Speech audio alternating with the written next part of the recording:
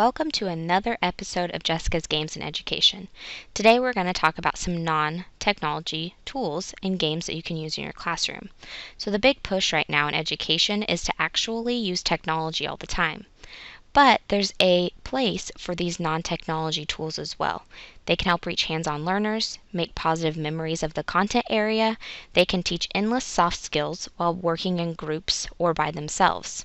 So the first game that we're going to talk about is Jenga.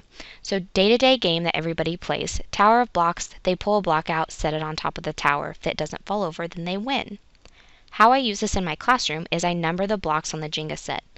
I then number definitions and vocabulary words according to how many blocks I have.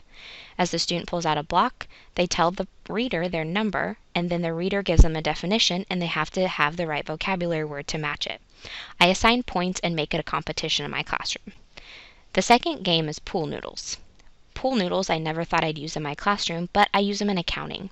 So I cut the pool noodle into 5-inch pieces, and for example, how I use it in my classroom is I label debits and credits and also different account titles. I give my students a transaction, and according to what transaction I give them, they have to put the right pieces of the pool noodles onto a dowel rod. I make this a competition in my classroom as a relay. It's a great way to show a process, and to teach a process, and to check the learning on a process. The last game is baby blocks. Yep, you heard that right.